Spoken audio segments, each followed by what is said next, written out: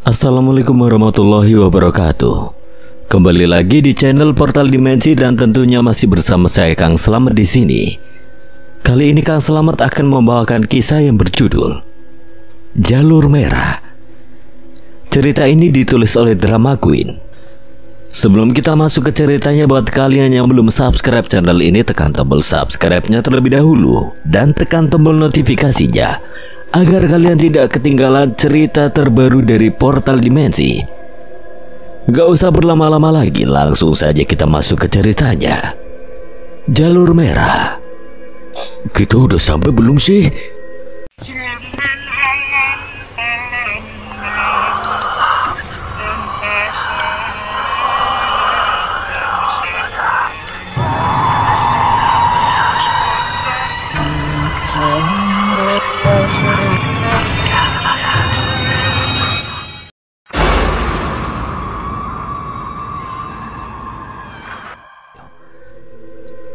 Tapi gimana kalau itu benaran mereka? Gimana kalau itu memang suara Mita atau abangmu? Kamu gak mau mastiin dulu? Mereka cuma mau ngejebak kita. Setelah kita hampiri, biasanya malah gak ada apa-apa. Ayo. Angga menarik lengan jaket Tony dan mulai berjalan ke arah berlawanan dari arah suara yang mereka dengar. Suara-suara itu semakin terdengar jelas di telinga Angga selagi mereka menjauh, seolah berusaha memancing untuk kembali. Itu justru membuat Angga yakin bahwa suara yang didengar memang bukan milik sang kakak. Angga tidak lagi ambil pusing dan sebisa mungkin menghalau suara-suara yang didengarnya. Namun Tony masih merasa cemas. Suara Mita jelas terdengar lebih keras. Ada dorongan yang membuat Tony ingin berbalik dan memastikan itu Mita atau bukan. Terlebih rintihan itu terdengar menyakitkan. Jangan didengarin. Suara gemeresak keras dedaunan membuat keduanya sama-sama terlonjak. Mereka berhenti melangkah, saling melirik dengan waspada. Senter diacungkan ke depan sebagai satu-satunya senjata, dan di detik itu mereka dikejutkan dengan sosok yang muncul dan menabrak mereka hingga tersungkur. Gama! Tony mengerang dan mengusap kepalanya yang terantuk. Ia membuka mata dan melihat Angga tengah menarik Gama bangun. Ia pun segera bangkit berdiri. Gama, kamu habis dari mana? Kamu gak apa-apa kan? Ada luka gak? Gak digigit hewan buas kan? Gama menggeleng tampak sedikit linglung. Ia menatap Angga dan Tony bergantian, seolah tidak yakin mereka memang nyata. Kamu sendirian aja? Tanya Tony segera. Ia mengamati penampilan Gama yang berantakan, dengan daun kering dan ranting patah yang tersangkut di rambut dan pakaiannya. Namun selain itu Gama terlihat baik-baik saja. Mana Mita? Mita ngilang. Hilang? Kok bisa hilang? Dia ditarik pergi. Siapa? Ditarik siapa? Aku nggak tahu. Tadi aku dan Mita sempat ngelihat. Gama, Mita kenapa? Ditarik siapa? Gama, kasih tahu Mita kemana? Dia hilangnya kemana? Dia ditarik, kamu bilang. Jangan-jangan apa? Jangan-jangan apa enggak? Mita ditarik siapa? Kita harus cepat-cepat temuin Mita pokoknya sebelum dia kenapa-napa. Iya, kita cari di mana? Kamu terakhir bareng sama Mita di mana, Gam? Gama menunjuk ke arah kedatangannya dan mereka bergegas pergi untuk kembali mencari Mita. Kamu beneran gak apa-apa? Tadi Reno bilang kamu pingsan. Aku gak apa-apa. Tadi sebenarnya Mita udah ngasih tahu aku buat gak kemana-mana dan nunggu Reno balik, tapi aku ngotot cari kalian. Harusnya tadi aku dengerin Mita.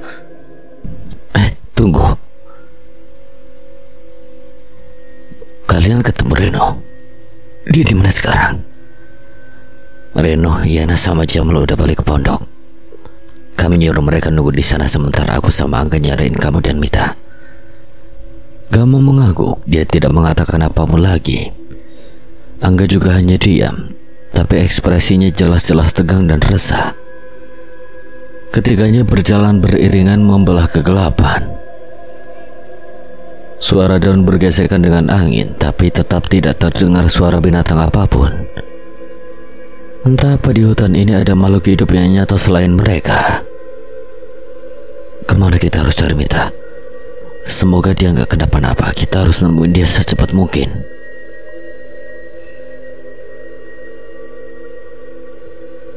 Kamu masih belum ceritain soal abangmu, Angga.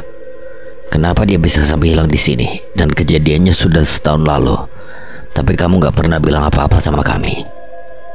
Apa? Abang Angga hilang di sini?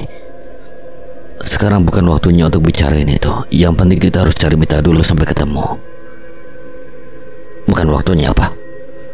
Seenggaknya cerita dulu tentang abang kamu. Kenapa bisa dia hilang, Angga? Siapa tahu ini juga berhubungan sama kejadian Mita kan? Mungkin memang ada hubungannya. Maka kita nggak boleh buang-buang waktu dan harus segera nemuin Mita.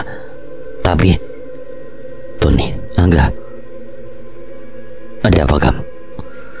Angga dan Tony ikut menoleh. Wajah mereka dipenuhi ekspresi kaget yang sama. Mita!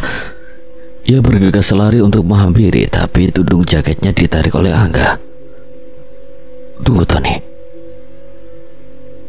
Apa aku harus nyamperin Mita? Dia ada di sana Angga. Gak segampang itu Ton.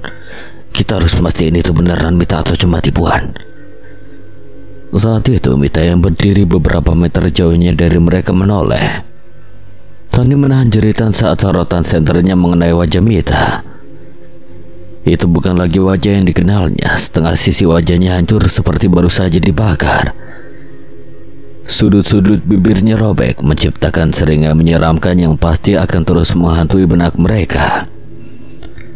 Namun saat ia membuka mulut, suaranya masih selembut suara Mita yang mereka ingat.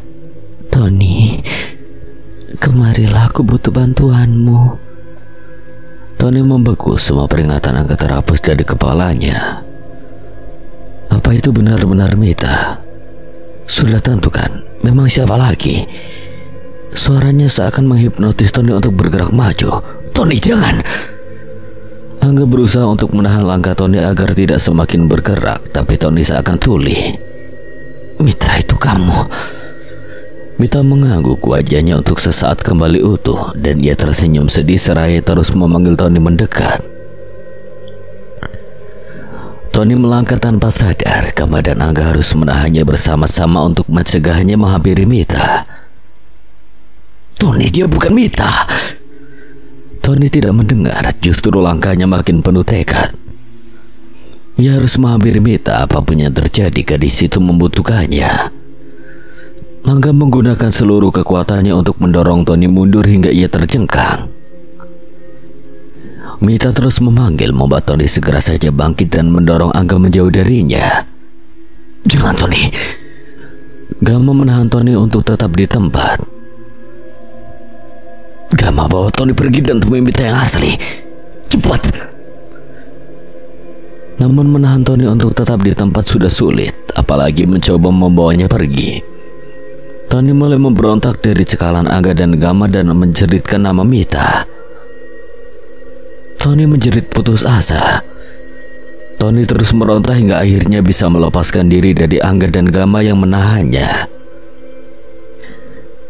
Ia segera berlari ke arah Mita yang merentangkan tangan untuk menyambutnya. Tony tersenyum. Ia hampir berhasil meraih tangan Mita. Saat menyadari kakinya kehilangan pijakan, Tony sempat menunduk dan melihat jurang gelap yang menanti di bawahnya. Sebelum ia tergelincir dan terperosok jatuh ke dalam kegelapan. Waktu seakan berhenti. Angga dan Gama hanya bisa terpaku menatap jurang gelap yang telah menelan Tony. Tubuh mereka bergetar hebat. Tidak ada kata-kata yang terlontar, hanya ekspresi syok yang tidak bisa disembunyikan. Gama bisa merasakan sendi-sendinya melemah ditarik gravitasi. Ia masih tidak percaya dengan apa yang dilihatnya. Apa yang harus kita lakukan? Angga berjalan terseok mendekati tepi jurang. Sosok Mita sudah menghilang entah kemana, dan Tony ditarik pergi bersamanya. Angga berjongkok berusaha melongok meski tanpa harapan. Ia tidak bisa melihat apapun di dasar jurang yang gelap. Angga bahkan tidak yakin seberapa dalam jurang itu. Akan berbahaya jika mereka mencoba untuk turun dan mencari Tony. Apalagi dengan kondisi tanah yang licin. Kita harus cari jalan lain untuk ke bawah. Mungkin Tony masih hidup. Gama tidak menjawab. Pikirannya dipenuhi dengan kemungkinan terburuk. Bagaimana jika Tony tidak selamat? Gama, kita harus cepat cari jalan lain ke bawah. Angga bangkit dan segera menarik Gama untuk berdiri. Tony pasti masih hidup. Angga tidak yakin, tapi setidaknya itu yang bisa dikatakannya daripada hanya meratap. Ia mendongak ke langit. Biru indigo telah memudar perlahan. Dedaunan mulai bergeser menumpahkan embun. Sebentar lagi matahari akan terbangun dari tidurnya. Angga hanya berharap tidak akan kehilangan lagi. Gama, ayo. Angga menyeret Gama bangkit lalu mengajaknya pergi. Mereka masih belum menemukan Mita dan tidak tahu apa yang sudah terjadi pada gadis itu. Tapi sekarang mereka juga harus mencari Tony dan memastikan ia baik-baik saja. Entah siapa yang akan mereka temui duluan, tapi semoga saja keduanya selamat. Setelah menyeret langkah, akhirnya mereka sampai di pondok. Malam mulai memudar, tapi udara semakin dingin. Dan napas Yana beberapa kali tercekat seolah paru-parunya terancam membeku. Yana bernapas dengan lega saat kakinya lebih dulu menginjak teras pondok peristirahatan mereka. Tidak ada tanda-tanda orang lain tiba di sana setelah kepergian mereka. Artinya Gama dan Mita tidak kembali ke sini, namun semoga mereka baik-baik saja. Yana baru hendak membuka pintu ketika Jamal memanggilnya. Kenapa, Mal? Ya ampun, Reno. Yana membeliak kaget dan langsung menghampiri Reno dan Jamal di belakangnya. Reno benar-benar pucat pasi, matanya tertutup dan napasnya terengah-engah. Tubuhnya menggigil hebat. Di tengah udara membeku berjalan dengan hanya selapis pakaian tentu sangat menyiksa. Kenapa Yana tidak mengantisipasinya lebih cepat? Masukin ke dalam, Mal, cepat. Yana segera membantu memapa Reno. Pemuda itu sepenuhnya menumpukan berat badan pada mereka. Sedikit pun tidak punya lagi tenaga. Reno, please, jangan sampai ketiduran. Yana dengan hati-hati membantu Reno duduk dengan bersandar di dinding kayu. Ia segera melepaskan jaketnya, menyampirkannya pada punggung Reno yang menggigil tak terkendali. Ia mendekap Reno dengan perasaan cemas dan takut. Reno, gak boleh tidur dulu, oke? Jangan tidur sengantuk apapun kamu, please, Reno. Reno membuka mulut, tapi tidak ada suara yang keluar. Matanya masih terpejam dan mulutnya hanya meracau tanpa suara. Kulitnya sedingin es. Dan wajahnya sudah terlalu pucat sampai terlihat seperti tidak ada darah yang tersisa. Jamal, masakin air panas cepat. Mau masak gimana? Kompor portable-nya di bawah Gama. Cari kayu bakar buat bikin api kayak atau apa. Pokoknya cepat. Jamal menggerutu sambil mulai menggeledah pondok, mencari-cari bahan bakar untuk membuat api. Yana tetap duduk di samping Reno, menggosok tangan dan pipinya agar tetap hangat. Reno mungkin mengalami gejala hipotermia. Yana tidak begitu paham dan ia sendiri belum pernah mengalaminya. Tapi ia tahu ini akan berakhir buruk jika tidak segera ditangani. Reno, tolong jangan tidur ya. Jangan tinggalin aku, please. Kamu boleh ngapain aja asal jangan tidur. Yana beringsut mendekat untuk mendekap erat tubuh Reno yang masih menggigil. Bagaimana ini? Bagaimana membuat Reno merasa lebih hangat? Jamal, bantu aku gantiin bajunya Reno. Bajunya udah basah kena keringat. Nanti dia makin masuk angin. Loh, terus gak jadi bikin air panas? Ya udah, sana cari kayu aja deh. Buruan dong. Ya sabar dikit, kenapa sih? Kayunya lembab semua ini. Gimana mau dibakar? Pasti bisa, coba aja. Kamu punya korek kan? Awas kalau bilang gak ada. Iya ada. Yana menarik napas berusaha meredakan kepanikannya. Ia harus menghadapi ini dengan tenang. Tidak ada gunanya bagi Reno jika Yana hanya bisa panik. Yana menoleh melihat Reno yang masih menggigil tidak terkendali.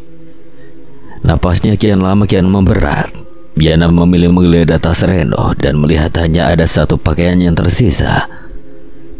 Kemeja tipis tidak akan cukup untuk menghalau dingin. Yana juga tidak membawa pakaian hangat tambahan di tasnya. Lagi pula tidak ada dari mereka yang terpikir untuk membawa banyak pakaian ganti. Karena harusnya ini hanya menjadi perjalanan singkat kan?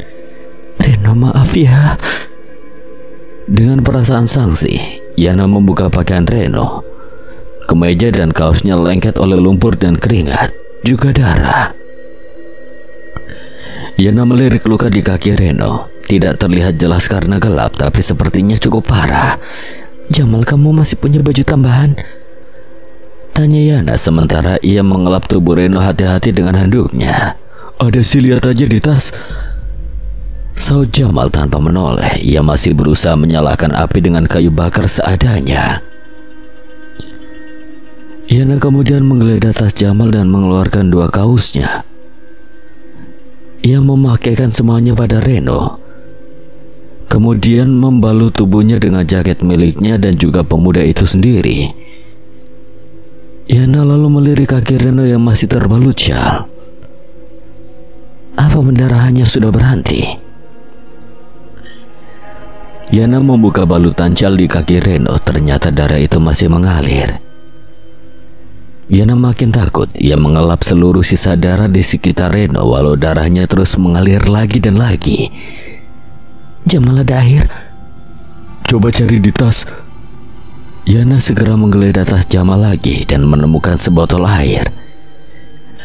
Yana mendesah lega saat mendapati sebotol kecil alkohol di tas Jamal. Kamu bawa? Enggak penting. Biar aku omelin kamu nanti. Sekarang aku butuh ini buat Reno. Tanpa pikir panjang, Yana langsung menyiramkan alkohol di luka Reno, membuatnya meringis tanpa suara. Reno, tahan sebentar ya. Yana mengambil kaos miliknya di tas yang tidak akan mau dipakaikan untuk Reno dan mulai membalut luka Reno dengan itu. Kamu bisa minta apa aja asal kamu jangan tidur. Sekarang kamu ngerasain apa? Masih kedinginan ya? Bajunya hangat gak? Reno, kamu bisa dengar aku kan? Kamu ngerasain dingin sakit? Tidak ada suara yang keluar dari mulut Reno walau mulutnya terbuka. Yana memeriksa wajah dan tangan Reno masih membeku. Yana benar-benar merasa panik. Ia memeluk Reno lagi, mengusap-usap punggung Reno, berharap rasa hangat dari tubuhnya bisa sampai pada pemuda itu, meski hanya sedikit. Kamu dengar aku ya Reno, jangan tidur. Tolong jangan tidur. Yana terus mengusap punggung Reno. Tangannya, wajahnya, bagian manapun yang bisa ia raih. Yana tidak peduli walau tubuh dingin Reno yang ia peluk ikut membuatnya kedinginan. Yang penting ia bisa membagi rasa hangatnya pada pemuda itu. Jamal, air panasnya udah. Bentar lagi tunggu mendidih. Api merintih malas dari kayu-kayu bakar yang lembab, tapi setidaknya mereka punya sedikit cahaya dan kehangatan. Ngomong-ngomong, dari tadi kayaknya ada suara di luar deh. Kamu denger gak? Suara apa? Coba cek sana, siapa tahu teman-teman kita udah balik. Jamal menggerutu meski ia tetap berjalan keluar, meninggalkan Reno, Yana dan air yang masih dimasak. Ia melongokkan kepala keluar pintu lalu berjalan selangkah keluar. Siapa, Mal? Gak tahu, gak ada siapa-siapa. Jamal baru hendak menutup pintu kembali saat ia melihat bayangan yang bergerak di dalam hutan. Ia melangkah keluar dengan ragu dan memicingkan mata untuk melihat. Angga, Tony, itu kalian kan? Jangan bercanda gak lucu tahu. Tidak ada sahutan. Jamal mulai mengawasi sekeliling dengan sangsi. Angga, Tony. Jamal memicing dengan sangsi. Sebuah bayangan putih muncul dari balik pohon. Jantung Jamal sempat berhenti berdegup. Ia langsung menutup pintu dengan keras, membuat Jana terkejut. Kamu apa-apaan sih Jamal? Ngapain nutup pintu sekencang itu? Setan. Setan? Udah mau pagi gak ada setan? Tapi tadi ada. Lampu ruangan mendadak padam.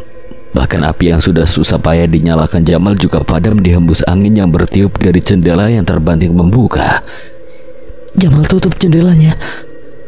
Jamal langsung menutup jendela dan suasana mendadak sunyi juga mencekam. Yana mengeratkan pelukan kepada Reno, terus mengusap-usap punggungnya untuk berbagi kehangatan. Ia melirik gelisah ke sekitar. Meski langit di luar mulai terang, tapi di dalam pondok masih gelap gulita. Ia hanya bisa melihat samar-samar siluet Jamal yang bergerak perlahan menghampirinya. Yana, gimana ini? Kamu di mana sih? Jangan panik, aku di sini. Yana berusaha memberanikan diri. Ia tetap mengeratkan pelukannya pada Reno. Kegelapan membuatnya tidak bisa melihat wajah pemuda itu. Yana hanya takut jika tiba-tiba Reno tertidur. Kamu jalan pelan-pelan ke sini, Mal. Hati-hati jangan sampai keinjak api. Yana mengusap wajah Reno, meraba matanya yang tertutup. Suara napasnya nyaris tak terdengar, dan Yana kembali dilanda kecemasan. Jamal, airnya bawa sini, airnya. Mungkin udah cukup panas buat ngompres Reno. Jamal meraba-raba dalam gelap. Ia menghampiri bara api yang berkelip di tengah kegelapan dan mengambil panci air di atasnya. Jantung Jamal berhenti berdetak saat merasakan ada tangan lain yang ikut memegang panci bersamanya. Jamal memekik kaget. Secara tak sengaja ia menjatuhkan panci dan membuat airnya tumpah dan memercik kemana-mana. Jamal, kenapa sih airnya kamu tumpahin? Aku gak sengaja tadi ada. Ada apa? Yana tersentak merasakan sebuah tangan mendorong punggungnya untuk lebih mendekap Reno. Jamal, jangan dorong-dorong dong. Siapa juga yang dorong? Aku aja gak bisa lihat kamu di mana. Ya terus di belakang aku siapa? Yana bergidik saat jari-jari dingin merayap di kedua sisi wajahnya. Kukunya yang panjang menggores pipi Yana sementara ia duduk membeku, terlalu takut untuk bereaksi. Yana tidak sanggup berteriak. Napasnya memburu seiring jantungnya yang berdegup kencang. Ia tidak bisa mengeluarkan sepatah kata pun. Lidahnya keluh dan pikirannya berkabut. Yana terlalu takut hingga hanya bisa mematung tanpa suara. Jamal. Yana memanggilnya perlahan. Ia memejamkan mata saat merasakan jari-jari itu kini bermain-main dengan rambutnya. Yana, kamu di mana sih? Ia kelihatannya masih berusaha meraba-raba untuk mencari Yana. Tangan-tangan itu kini mencengkeram kedua bahu Yana, menariknya mundur perlahan dari Reno. Yana ingin menguatkan pelukannya pada Reno, tapi tenaganya seolah diserap habis dengan kedua tangannya. Entah milik siapa mencengkeram bahunya. Yana tanpa sadar terisak. Ia benci dirinya yang ketakutan seperti ini. Namun sebelum Yana benar-benar melepaskan Reno, dua tangan lain melingkar di tubuh Yana, menarik dan mendekapnya erat, tidak memperbolehkannya pergi. Jangan kemana-mana, Reno. Yana mengeratkan pelukannya pada Reno dan cengkeraman di pundaknya perlahan mengendur. Ia menghela napas dan terisak lega tanpa sedikit pun melepaskan pelukan dari Reno. Reno, kamu gak apa-apa? Masih ngerasa dingin? Aku gak apa-apa. Makasih ya. Iya. Ia menenggelamkan wajahnya di bahu Reno, bersyukur bahwa Reno masih terjaga dan di sini bersamanya, melindunginya. Yana merasakan pelukan Reno mengerat. Laki-laki itu juga sama, membenamkan wajahnya di rambut Yana. Napas Reno teratur menerpa lehernya. Yana, kamu ngapain sih meluk aku segala? Jagain Reno sana. Apa? Aku gak meluk kamu kok. Masa terus siapa yang... Jamal menjerit. Yana segera bangkit dan setengah menyeret Reno bersamanya. Jamal, kamu di mana? Yana memicingkan mata untuk melihat lebih jelas siluet besar yang terlihat samar di dekat jendela membuatnya lekas menghampiri. Jamal, kamu nggak apa-apa? Yana, ada yang raba-raba aku, tolong. Kamu di mana sih? Kesini, ikutin suaraku. Guntur menggelegar di luar dan Yana memekik. Pintu terbuka dengan hempasan keras dan angin kencang menyerbu masuk. Yana mendekap Reno erat-erat dan ia terlambat menyadari Jamal yang tengah meronta panik di lantai, berusaha menahan sosok besar yang berdiri di pintu dan berusaha menyeretnya keluar. Pegangan Jamal terlepas dan ceritanya menggema di dinding sebelum ia menghilang tertelan angin dan pintu terbanting menutup. Yana jatuh terduduk, terlalu syok untuk sekedar menjerit. Jamal. Yana terisak-isak tak terkendali. Ia letih dan ketakutan. Semua teror tak berkesudahan ini menguras habis tenaganya. Mereka hanya ingin bersenang-senang, menghabiskan waktu bersama untuk menikmati liburan yang menyenangkan. Kenapa situasi justru memburuk begini? Aku harus gimana, Jamal? Gak mau Mita. Kalau kamu mau keluar dari sini gak apa-apa.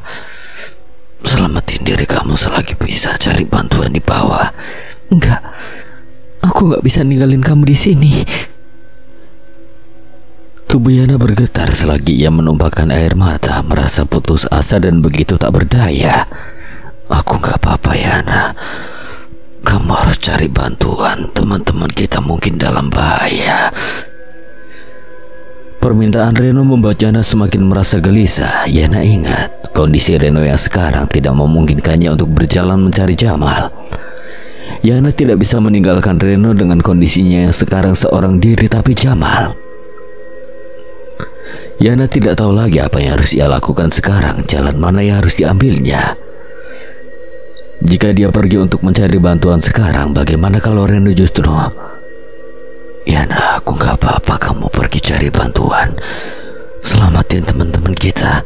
Tapi kalau aku pergi aku janji aku gak akan kenapa-napa. Cuma kamu yang bisa nyelamatin kita sekarang. Tolong Yana. Reno. Yana dilanda dilema yang begitu memberatkan. Haruskah ia pergi dengan harapan bisa mendapatkan bantuan? Apa yang harus dilakukannya jika ternyata sudah terlambat? Jangan remehin aku. Aku gak selama itu. Aku bakal langsung nyusul kamu. Kalau aku baikan, aku cuma perlu istirahat bentar. Aku janji bakal nemuin kamu lagi, oke? Yana menangis terisak. Ia mendekap Reno erat dan menumpahkan tangisannya di sana. Oke, aku akan cari bantuan. Kamu yakin beneran gak apa-apa? Aku gak apa-apa. Yana menangkup wajah Reno dan mengecup bibirnya sekilas. Aku sayang sama kamu, Reno. Kamu jangan kantungin aku ya. Kamu harus janji balik buat jawab perasaan aku.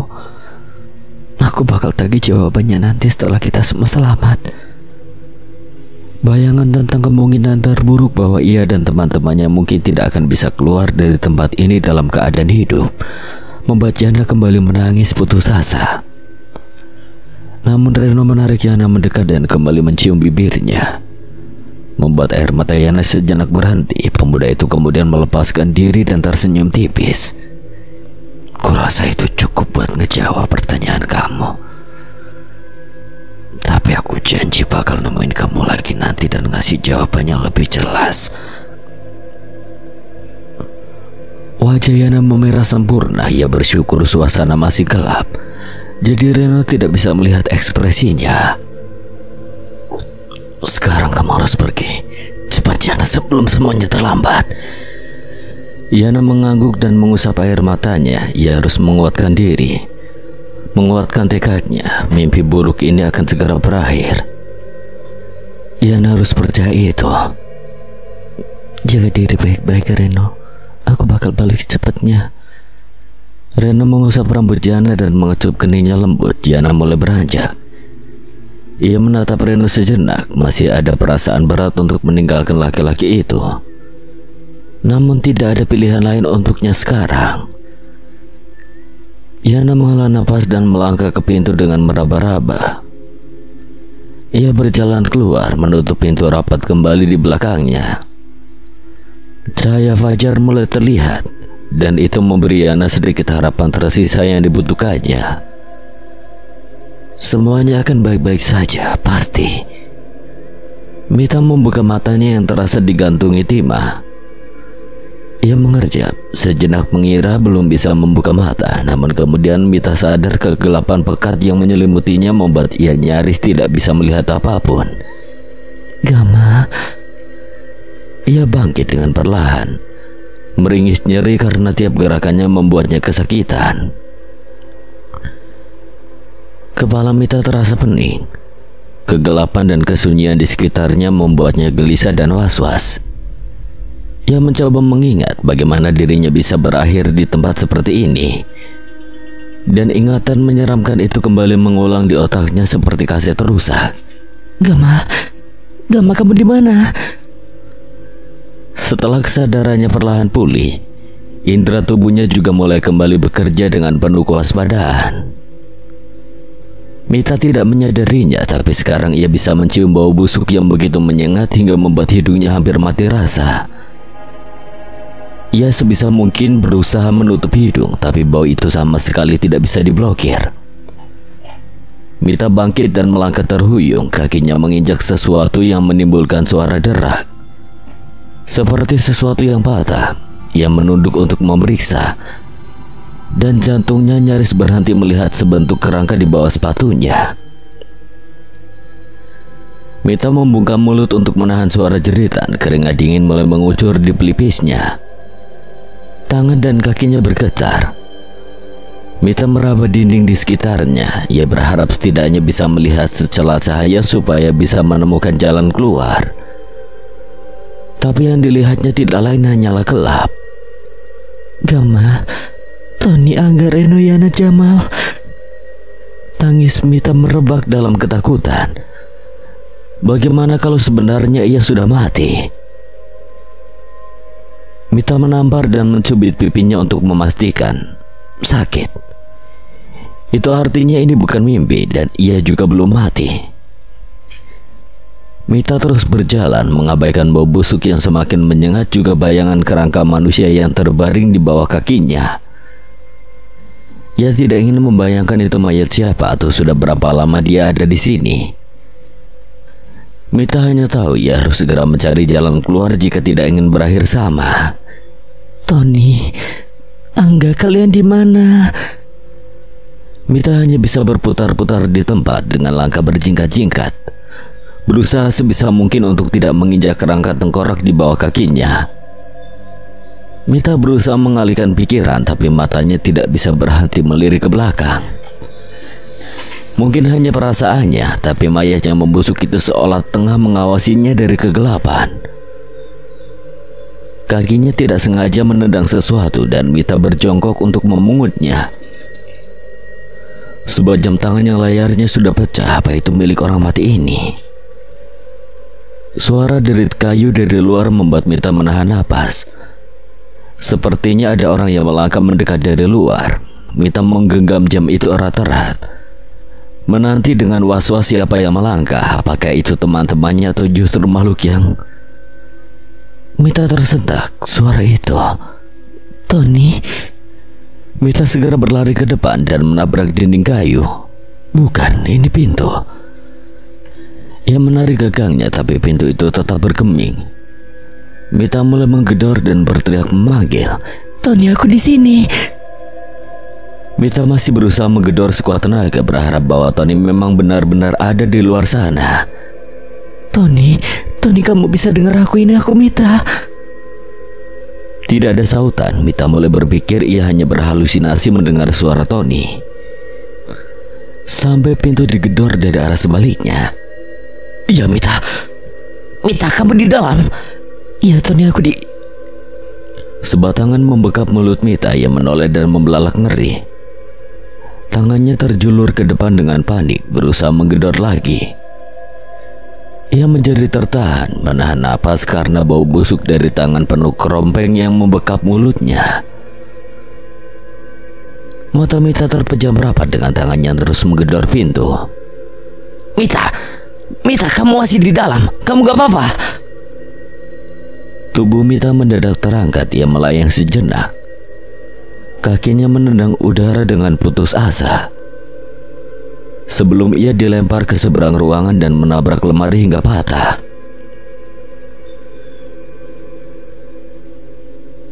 Mita mengerang, memegangi kepalanya yang terbentur, matanya mengerjap di tengah kegelapan. Jeritan tertahan kembali lolos dari bibirnya melihat kerangka di lantai yang beringsut mendekat ke arahnya. Mita menjerit menutupi wajahnya, kemudian ia menyadari ada orang lain di sana. Dan matanya perlahan mengintip dari sela-sela jari. Tony. Mita tidak mendengar kapan pemuda itu masuk. Ia menegakkan tubuh, membuka mata lebar-lebar untuk memastikannya di hadapannya benar-benar Tony. Mita, Mita, kamu gak apa-apa kan? Tony, kamu kenapa?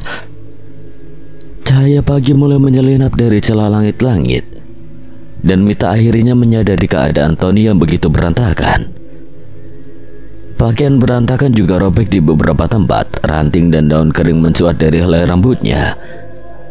Dan yang membuat Mita khawatir adalah aliran darah yang mengering dari pelipis menuju sisi wajahnya. Kamu sendiri kenapa? Gimana kamu bisa ada di sini? Ada yang narik aku waktu lagi sama Gama. Mita berusaha menerangkan. Ia duduk berusaha untuk tidak muntah. Matanya melirik mayat yang kini hanya bergeming diam di belakang Tony. Terus tiba-tiba aku udah di sini. Kamu sendiri bukannya kamu harusnya sama Jamal? Angga gimana, udah ketemu? Jamal ikut Reno sama Yana. Dan aku kepisah dari Angga dan Gama. Mereka baik-baik aja. Kaki Reno luka dan dia gak bisa banyak gerak. Jadi Yana sama Jamal nemenin dia balik ke pondok. Aku, Angga sama Gama nyariin kamu. Tapi ya aku malah kepisah dari mereka. Kepisah dari mereka? Gimana bisa? Tony hanya menggeleng kecil, tidak menjawab pertanyaannya. Kita harus cari cara supaya kamu keluar dari sini. Mita mengangguk meski belakangan baru menyadari Tony berkata kamu keluar dari sini, bukan kita. Tadi aku udah coba, tapi aku sama sekali nggak nemu jalan keluar. Gimana caranya kamu masuk tadi? Tony lagi-lagi tidak menjawab dan menarik napas. Matanya awas memandang sekeliling. Ia kemudian menghampiri pintu dan berusaha keras menariknya agar terbuka. Mita ikut membantu. Ubun-ubunnya berdenyut, mungkin memar karena terbentur tadi. Ia kelelahan setengah mati, tapi tetap mencoba dengan usaha yang sia-sia agar bisa mencari jalan keluar. Sekarang kita harus gimana lagi, Ton? Mita mulai putus asa. Kita harus nunggu bantuan. Pasti bakal ada yang lewat sini. Kita bakal panggil mereka nanti. Sekarang kita cuma bisa nunggu. Ya bagus kalau bakal ada bantuan yang datang, tapi kayaknya di sini bukan tempat aman untuk menunggu. Bener juga. Kamu tahu itu mayat siapa? Mungkin pendaki yang tersesat, kelihatannya dia udah lama di sini. Mungkin itu abangnya Angga. Tony bergumam ragu. Ia berjongkok di sisi mayat itu untuk memeriksa. Mita hanya bergidik, berharap mati-matian agar mayat itu tidak bangkit lagi dan menyerang mereka. Kamu bilang abang Angga? Bukannya abang Angga lagi di rumah? Dia nggak ikut kemari kan? Kata Angga abangnya hilang setahun yang lalu di hutan ini. Itulah kenapa Angga punya ide buat ngajak kita ke sini. Dia pengen ada teman buat nyari abangnya. Abangnya hilang? Apa jangan-jangan itu yang bikin dia keluar diam-diam dan ninggalin kita? Ya, Angga pergi karena mau nyari abangnya. Mereka kemudian diam menatap sisa dari jasad yang mereka duga adalah kakak Angga. Mayat itu jelas sudah membusuk dan tidak bisa dikenali. Sisa-sisa kulit keriput yang menempel di kerangka sudah nyaris mengelupas habis. Namun pakaiannya masih cukup utuh kecuali sobekan di beberapa tempat. Jaket kotor yang warnanya sudah memudar dipakai di atas sweater gelap. Sepatu kulitnya sudah berlubang, mungkin dimakan binatang pengerat. Mita tidak bisa membayangkan seperti apa reaksi Angga jika ini benar-benar abangnya. Aku tadi nemuin ini. Kayaknya ini punya orang ini deh. Siapa tahu kita bisa cari tahu identitas orang ini dari jamnya dia pakai. Tony memperhatikan jam yang diperlihatkan Mita, kemudian mengangguk kecil. Kayaknya ini memang Bang Japra. Aku pernah lihat Angga pakai ini juga. Katanya minjem punya abangnya. Kamu yakin? Kalau gitu kita harus ngasih tahu Angga. Tapi gimana? Kita masih terkurung di sini. Tony menoleh ke arah jendela yang baru disadari Mita ada di sudut dekat lemari. Jendela itu sangat kotor dan berada hampir di luar jangkauan tangan Mita. Namun Tony bisa dengan mudah meraihnya, mengelap sisi kaca yang berdebu, dan mereka akhirnya bisa melihat langit yang semakin terang. Mita bertanya-tanya apa yang lain sudah menemukan jalan untuk turun dan mencari bantuan. Kita harus usaha cari jalan keluar dulu. Udah pagi, hantunya mungkin udah bosan ganggu kita. Mita tidak bisa menahan diri untuk lagi-lagi melirik ke mayat Keizo. Jangan bangun, tolong jangan gentayangan lagi dan istirahatlah dengan tenang. Tony kembali mencoba mendobrak pintu yang masih bertahan bergeming. Entah pintu itu terbuat dari apa, meski seluruh ruangan ini tampak lapuk, tapi pintunya bertahan begitu kuat. Mita sendiri melangkah ke arah jendela dan dengan susah payah menjulurkan tangan untuk coba membukanya, yang ternyata juga terkunci. Mungkin kita bisa teriak keluar. Teriak keluar. Kamu yakin ada yang bisa dengar? Tony melangkah menghampiri Mita, yang mengusap jendela yang berdebu dengan jaket dan matanya mengawasi sekeliling. Ia lalu mengambil sebuah tongkat di sudut ruangan dan memecahkan kacanya. Mita bergerak mundur untuk menghindari pecahan kaca. Sinar matahari yang menerobos masuk membuatnya harus memicingkan mata setelah begitu lama terbiasa dengan gelap. Angin pagi berhembus, posisi mereka yang sejajar dengan tanah membuat Mita menyadari mereka disekap di ruang bawah tanah. Kita coba teriak, tapi kayaknya gak ada yang lewat sini sih. Tony menatap Mita sejenak sebelum membuka jaket dan menyampirkannya di bahu Mita. Kamu pasti bakal selamat. Aku bakal pastiin kamu bisa keluar dari sini. Kita bakal keluar sama-sama kan? Tony tersenyum ganjil dan Mita mendadak saja merasa takut. Tangan pemuda itu terulur ke arahnya dan Mita bergerak mundur dengan waspada. Namun Tony hanya merengkuhnya erat, pelukannya tidak terasa hangat, tapi cukup untuk membuat rasa takut Mita luntur. Ketegangan yang dirasakannya sejak berjam-jam yang seolah tanpa akhir perlahan mencair. Air mata Mita turun tanpa bisa dicegah. Ia begitu ketakutan dengan semua teror yang menimpa mereka, dan bahkan hampir putus asa untuk menemukan celah agar selamat. Ia tidak tahu apa yang terjadi pada teman-temannya yang lain. Apakah mereka masih hidup? Apa mereka selamat? Langit biru di luar memberi sedikit harapan untuknya, tapi pelukan Tony yang seolah tidak ingin melepaskannya memberikan Mita rasa aman.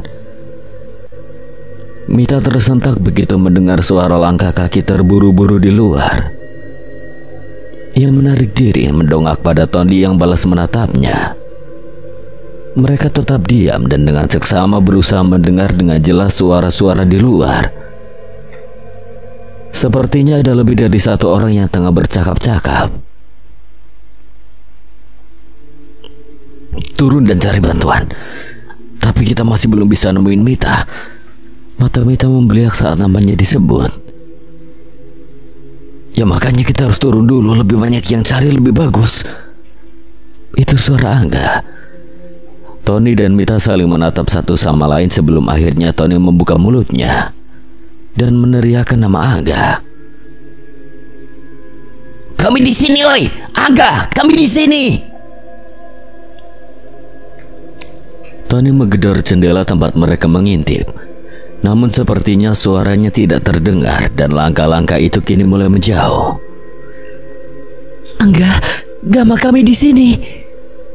Tony dan Mita mencoba segala cara untuk memanggil kedua teman mereka.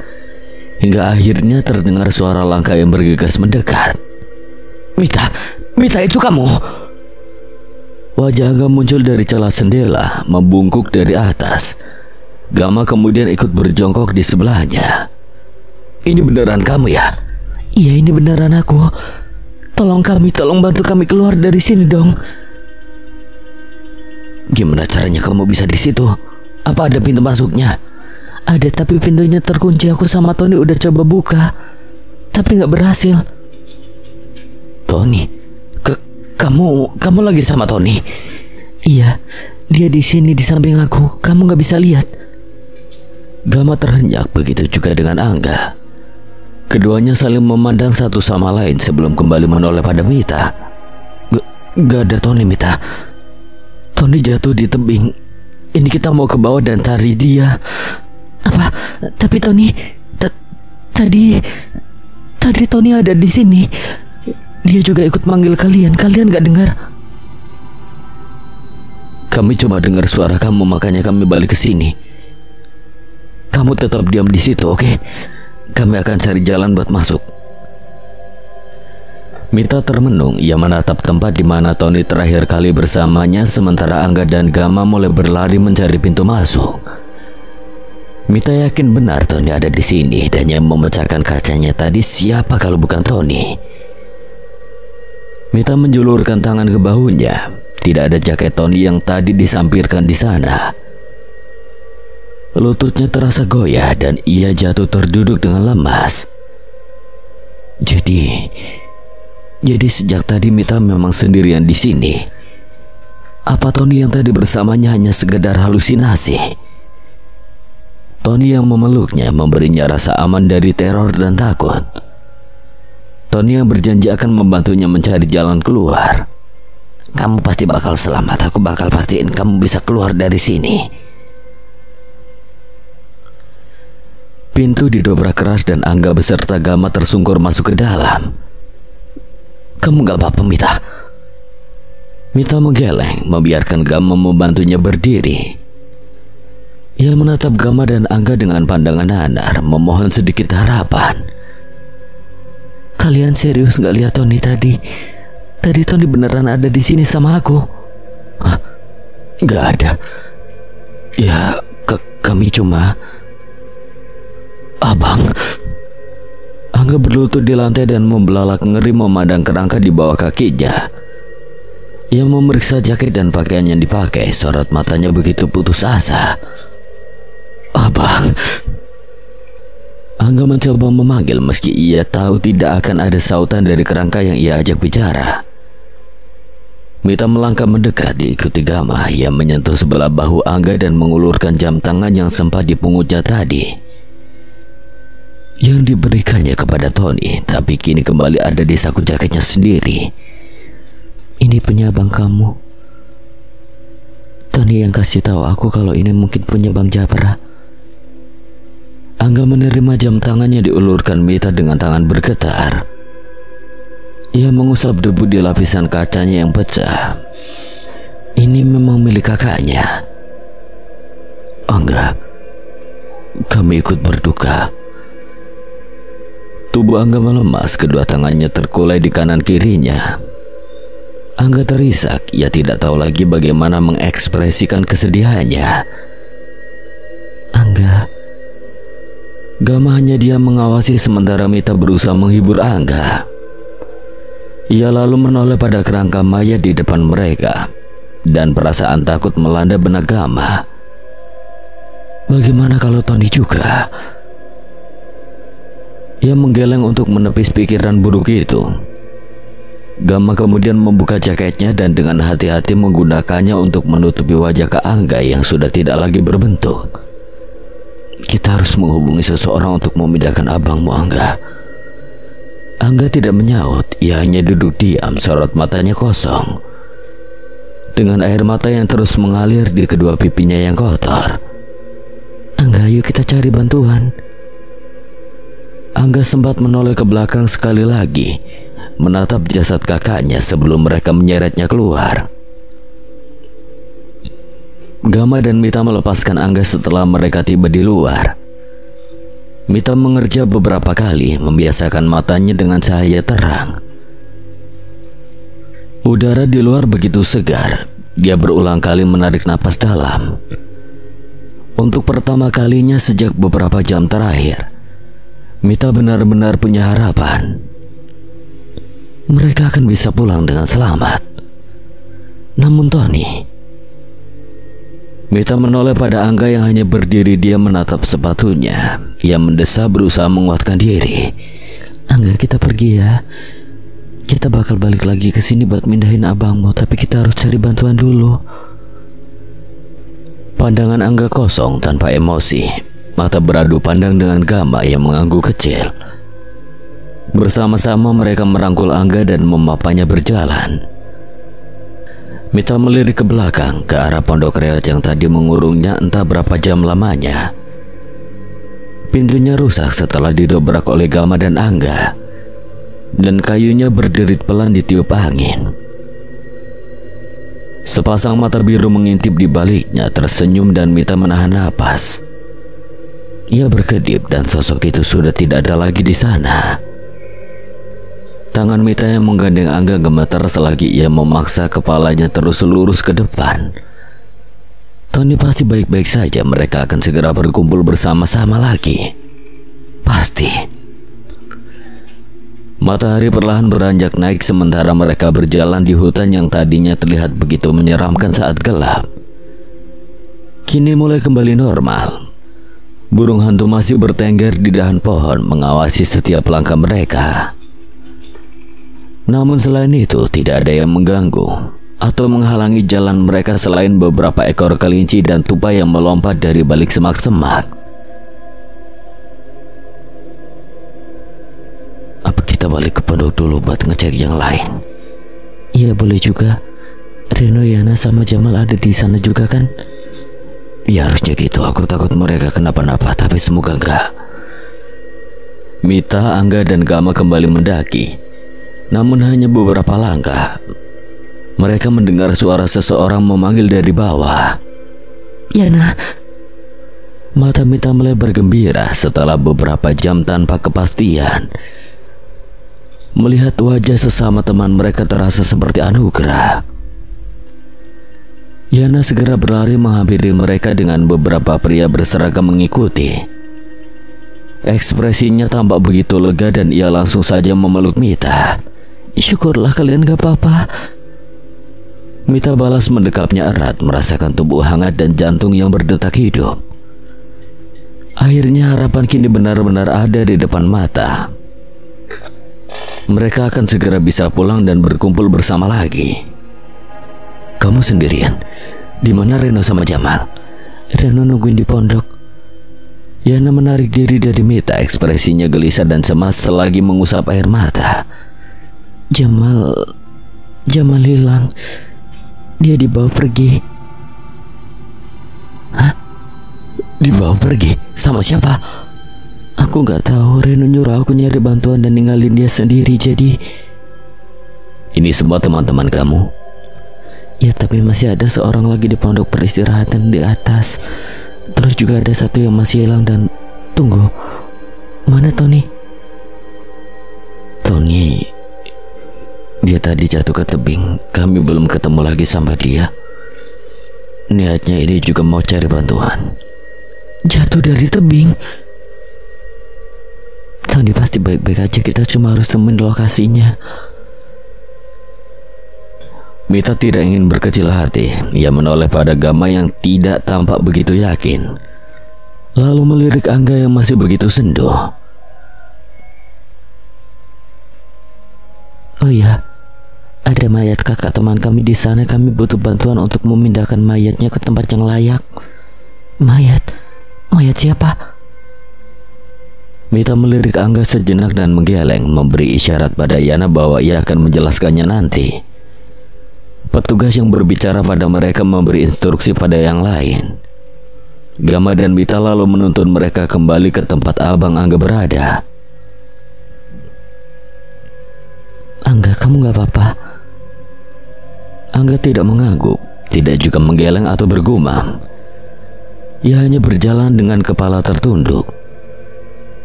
Tatapan matanya begitu kosong.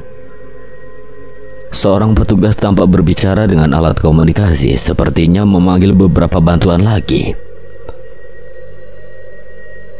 Ayo kita ke pondok tempat kalian istirahat.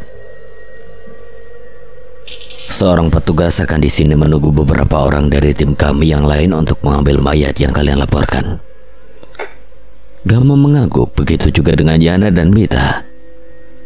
Aku mau nunggu di sini aja. Gak apa-apa kan? Ketiganya saling berpandangan sebelum akhirnya mengangguk. Aku bakal ikut nemenin Angga di sini. Mita merasa khawatir harus meninggalkan Angga sendirian meski ada petugas yang akan ikut bersamanya. Tapi Mita yakin Angga akan lebih membutuhkan dukungan mereka sebagai temannya.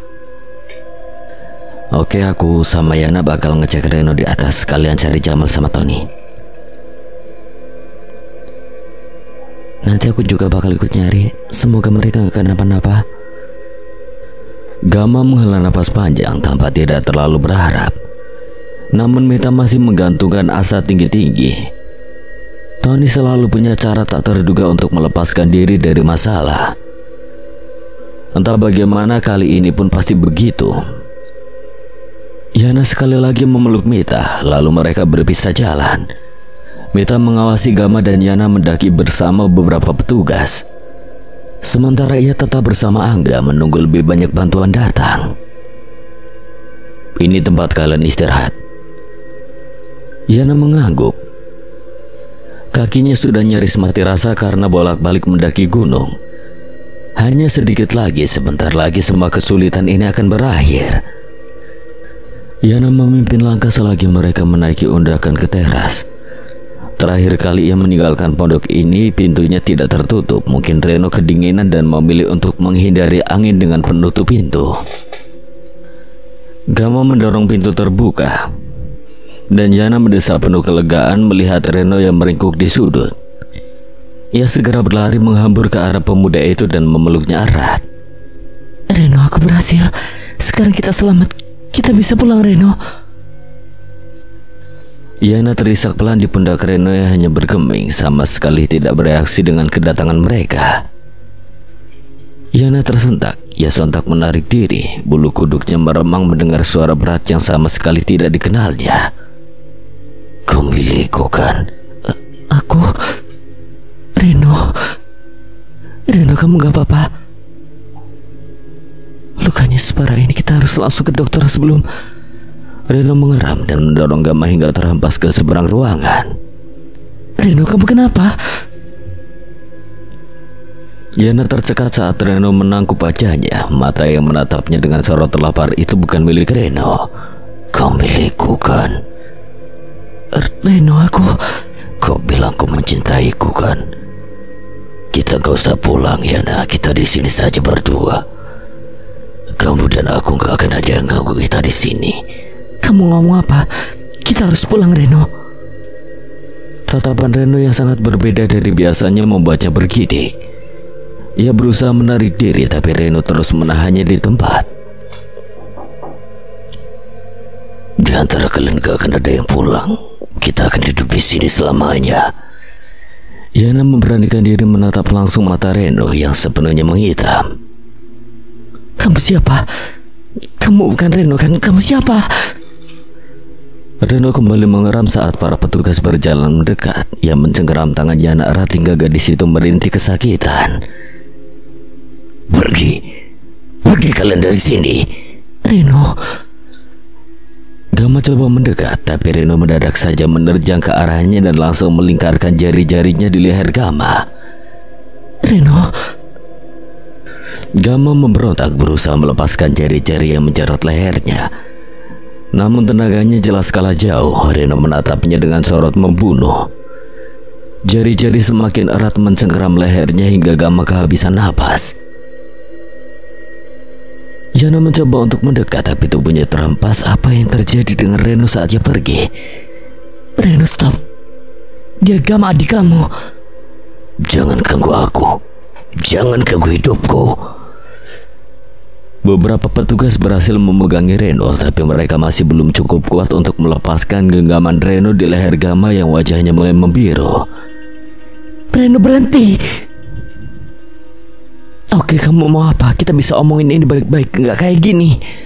Aku mau kamu. Aku mau kamu dan aku hidup di sini, jauhin orang-orang ini.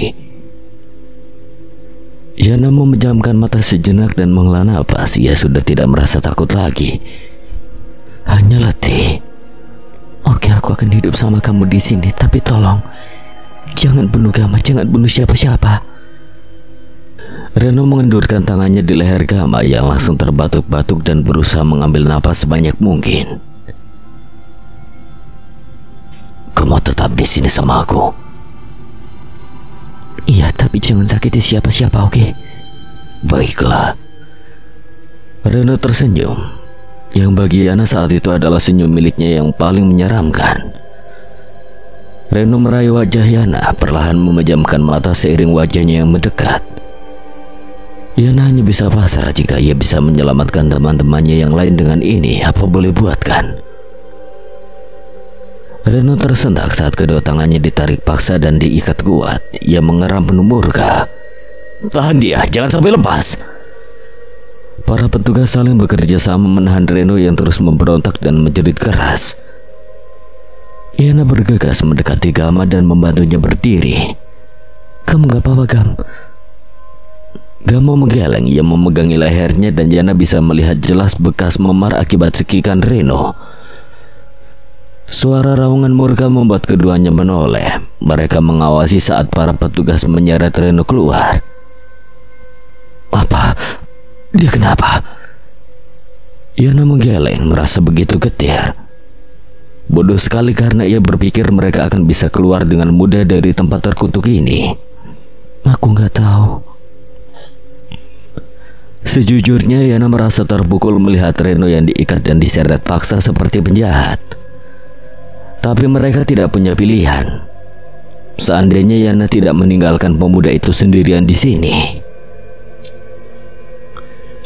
Dua petugas menghampiri mereka dan 2 botol air mineral diulurkan.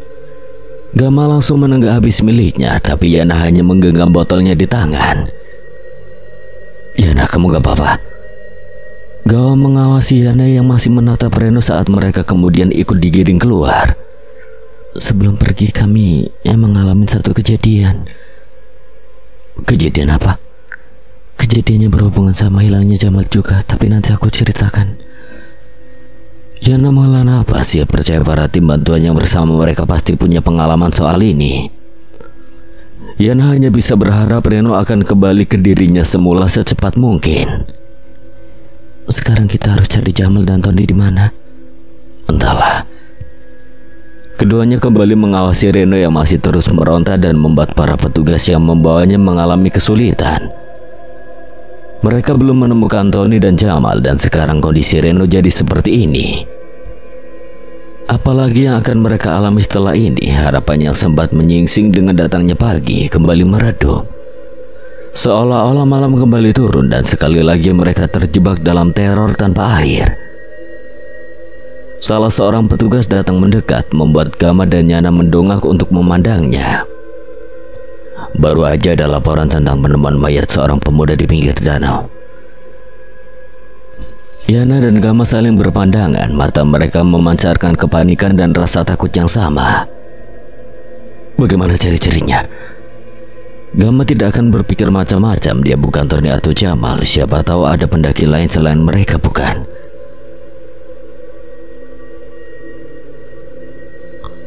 Dia sangat mirip. Tunggu, atau jangan-jangan dia saudaramu?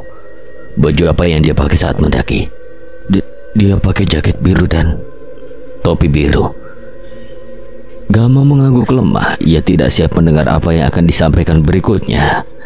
Sebaiknya kalian ikut kami untuk memastikannya sendiri. Gama sudah merasa lemas dengan sendi-sendinya. Yana menyentuh pundak Gama untuk menguatkannya, mengangguk dan mengisyaratkan agar mereka lekas mengikuti sang petugas.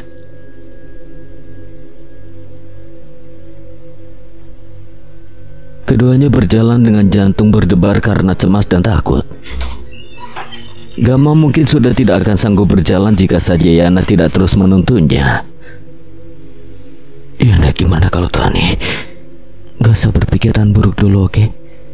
Mungkin itu orang lain yang bajunya kebetulan mirip sama Tony. Gama ingin mengiyakan, tapi ia sudah tidak bisa berpikir positif lagi. Bagaimana bisa? Jelas-jelas ia melihat Tony terjatuh dari jurang. Gama, Tony pasti gak kenapa-napa, Tony pasti. Ucapan Yana hanya menggantung di udara tanpa kepastian. Sejujurnya ia juga tidak bisa menjamin apa-apa, tapi apalagi yang bisa dikatakannya pada Gama. Yana menoleh, baru menyadari Reno tidak lagi bersama mereka. Apa dia dibawa turun lebih dulu oleh petugas yang lain? Gama dan Yana sama-sama menoleh dan melihat Mita berlari menghampiri mereka. Wajahnya pucat pasi dan peluh mengalir dari keningnya. Kalian udah dengar mereka nemuin Maya di dekat danau? Udah, ini kita mau ke sana. Jangan-jangan dia... Mita, Angga mana? Angga udah turun duluan, katanya mau ngabarin keluarganya soal abangnya. Nah, kamu sama Yana juga turun aja duluan. Kalian pasti pengen istirahat kan? Biar aku yang ngecek Maya di danau itu. Aku pengen mastiin juga siapa yang ada di danau itu, Gama. Aku takut kalau itu... Jangan mikir kemana-mana ya, Mita. Kita harus lihat sendiri baru bisa nyimpulin. Mita mengangguk. Mereka bertiga berjalan beriringan dengan perasaan was-was masing-masing.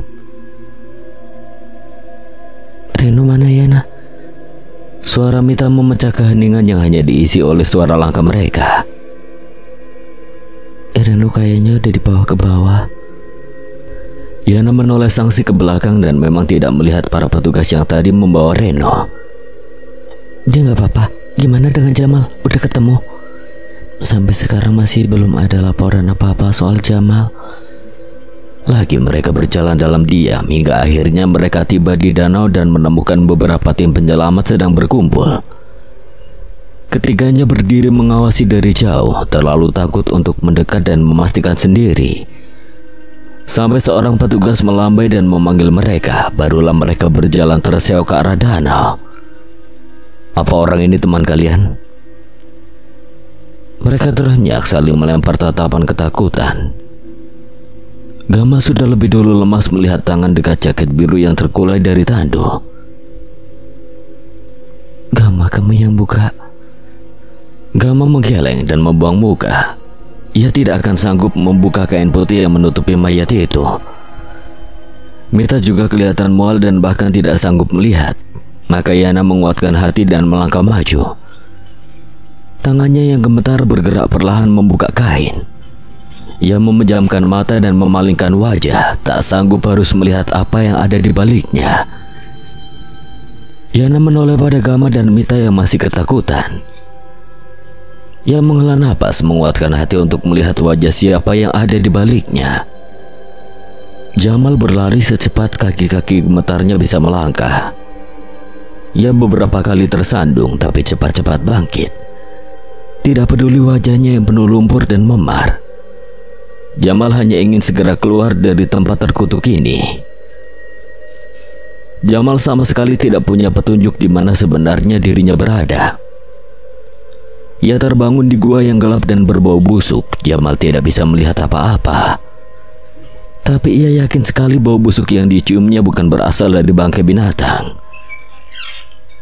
Suara rintihan mengisi dinding-dinding basah dan Jamal melakukan satu hal yang bisa dipikirkannya.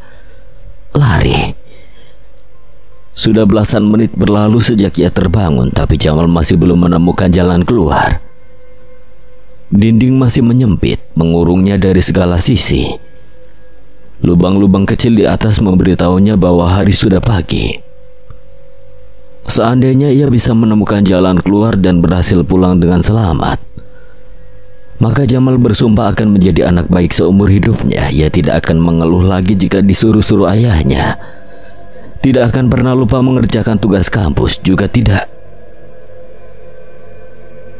Jamal menjerit keras sekali sampai gendang telinganya sendiri sakit. Ia berhenti berlari, tubuhnya bergetar ketakutan. Matanya menoleh panik ke sekeliling mencari-cari sumber suara. Setan sialan, kenapa bisa tahu namanya segala? Jamal rasanya ingin menangis. Ia mungkin sudah mengompol karena ketakutan. Tapi Jamal tidak peduli. Ia hanya ingin pulang. Siapa? Mau apa manggil-manggil lah? Tunjukin diri sini kalau berani.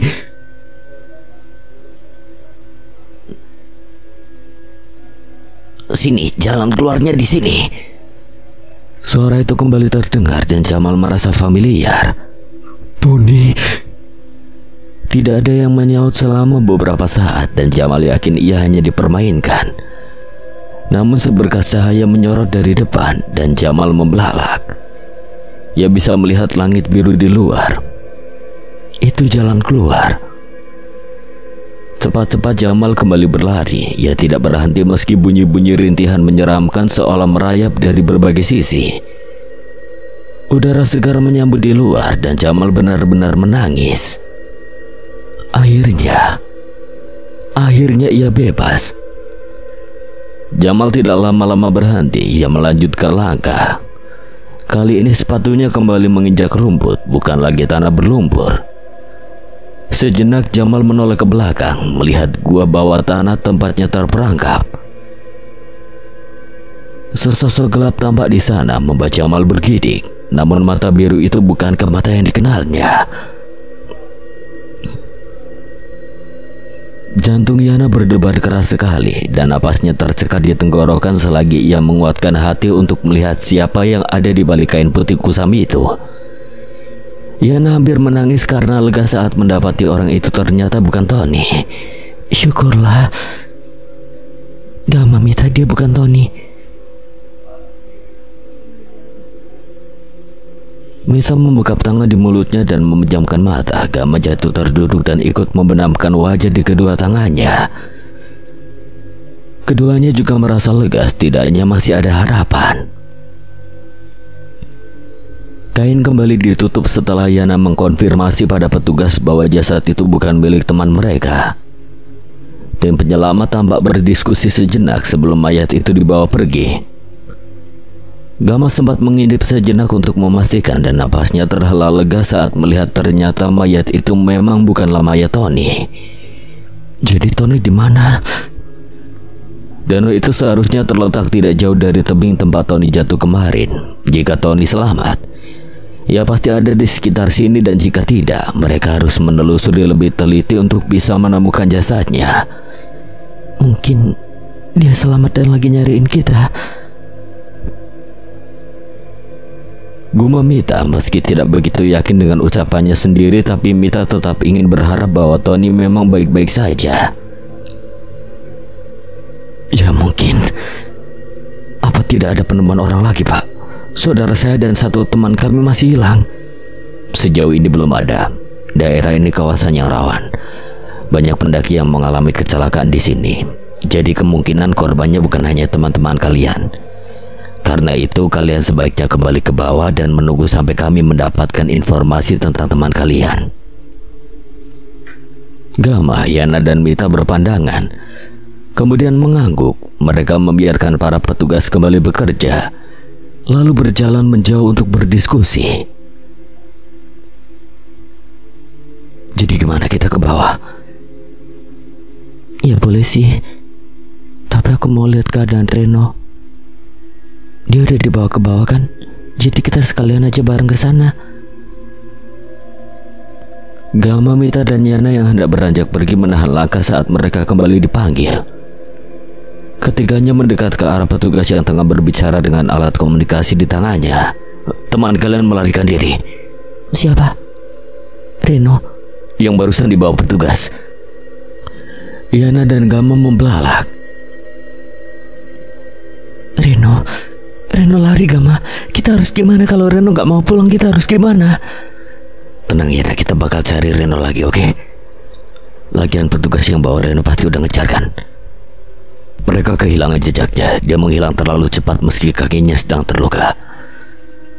Jantung Yana mencelos. Ia tahu itu bukanlah Reno yang dia kenal. Ada satu makhluk yang Yana tidak tahu apa sedang merasuk ke tubuh Reno. dan ia tidak ingin jika sesuatu yang buruk terjadi pada seseorang yang berharga untuknya. Aku mau nyusul Reno. Jangan gila, Yana. Reno yang sekarang bukannya kita kenal. Kamu lihat sendiri dia gimana kan? Gimana kalau kamu kenapa-napa? Tapi Reno... Biar aku yang cari Reno sama tim petugas. Kamu sama Mita turun aja ke bawah dan temuin Angga di sana, oke? Reno, dia mau aku kan? Aku bakal umpanin diri aku buat dia. Gimana pun juga ini salah aku karena ninggalin dia sendirian di pondok itu. Yana, jangan gegabah. Ini bukan salah kamu dan Reno. Kamu cari Tony sama Jamal aja. Mereka juga belum ketemu kan? Kita nggak bisa biarin mereka berkeliaran di hutan ini lagi sampai malam nanti. Jadi kalian harus cepat-cepat nemuin mereka, oke? Tapi Yana sudah lebih dulu berlari pergi sebelum Gama maupun Mita sempat mencegahnya. Sebenarnya kenapa sih Gama? Ada apa sama Reno? Kenapa Yana sampai sepanik itu? Aku nggak tahu sebenarnya Reno kenapa. Tadi tingkahnya aneh dan dia tadi sampai coba cekik aku. Gimana ini? Tony hilang dan sekarang Reno juga. Aku harus gimana lagi? Kita pasti bisa nemuin mereka. Udah terang dan banyak petugas yang bantu juga di sini. Jadi kita pasti bakal bisa segera ketemu mereka lagi. Semoga aja. Sekarang kita coba susurin daerah sini dulu, sekalian nyusul Yana. Mungkin kita bisa ketemu Tony sama Reno dan Jamal juga. Keduanya kemudian berjalan bersisian tanpa kata. Kicauan burung mengisi suasana pagi yang cerah, tapi teror belum juga berakhir. Sampai mereka semua bisa berkumpul kembali, utuh dan selamat. Mimpi buruk ini akan terus berlanjut. Reno. Yana menerobos semak sambil menyingkirkan ranting yang tersangkut di rambutnya. Beberapa kali ia hampir terpeleset karena rumput yang basah, tapi Yana tidak melambatkan langkah dan justru semakin bergegas. Reno, kamu di mana? Reno, ini aku Yana. Yana masih terus berlari, menoleh ke sana kemari berharap melihat Reno. Reno, jangan lari lagi, semuanya nggak apa-apa, oke? Aku di sini. Baru aja Yana hendak berbelok ke arah pondok tempat mereka beristirahat, sebuah tangan menyergapnya. Yana ditarik menuju pohon besar yang baru ia lewati. Reno, syukurlah kamu di sini. Kamu jangan lari lagi ya. Reno hanya menatap datar. Sorot matanya masih sama, dingin dan mati. Yana ketakutan, tapi untuk sekarang hanya dirinya yang bisa mendekati Reno. Walau Yana tidak tahu bagaimana cara mengembalikan pemuda itu. Reno, aku tahu kamu masih di sana. Kamu bisa dengar aku kan? Sebentar lagi kita bisa pulang. Gama sama yang lain nunggu kamu, jadi jangan biarin makhluk itu. Yana memegik pelan saat Reno tiba-tiba saja mengangkat tubuhnya. Ia refleks mengalungkan tangan di leher pemuda itu dan berpegangan erat pada Reno saat mulai berlari pergi. Reno, kita mau kemana? Reno berlari cepat sekali hingga pohon-pohon hanya tampak seperti sekelebat warna hijau di mata Yana. Ia menjerit tertahan, takut pemuda itu akan menjatuhkannya. Namun mereka terus berlari dan Yana memilih memejamkan mata. Setelah beberapa menit, langkah Reno mulai melambat sebelum akhirnya berhenti. Yana membuka mata perlahan, merasakan angin menyapu wajahnya. Jantung Yana nyaris berhenti berdegup saat menyadari mereka berdiri di ujung tebing. Reno, kamu kita pergi sama-sama kan? Kalau gitu kamu gak keberatan kita lompat dari sini kan? Apa? Reno, jangan bodoh. Kita gak boleh lompat dari sini. Kenapa? Kau bilang kau mau sama aku. Kau bohong. Bukan gitu, tapi kalau gitu kita bakal lompat aja. Yana menggeleng. Ia mengeratkan lingkaran tangannya ke leher Reno dan berusaha mendorong dadanya hingga membuat mereka terjungkal ke belakang. Yana menduduki perut Reno, tangannya menahan tangan Reno agar tidak banyak memberontak. Reno, jangan kayak gini. Sekuat tenaga Yana menahan Reno yang memberontak. Tubuhnya mungil, tapi Yana pernah ikut klub atletik maupun bela diri, jadi kekuatannya juga tidak bisa diremehkan. Aku mau sama kamu, tapi gak gini caranya. Reno, kamu kenapa sih? Kamu gak sayang sama aku? Tentu aja aku sayang kamu, Reno. Kalau gitu kenapa kamu gak mau lompat? Lihat aku, Reno. Lihat aku. Bukan ini hidup yang aku mau. Tolong kamu sadar. Kita bukannya hidup, tapi kita bakal mati kalau kita lompat, Reno. Kita gak akan ketemu lagi. Kalau gitu ayo kita mati. Reno, jangan. Reno tidak mendengarkan. Ia terus menarik Yana menyeret gadis itu tepat ke ujung tebing. Reno membungkuk berbisik di helaian hitam Yana yang terkibar tertiup angin. Kita akan lebih damai kalau mati, Yana.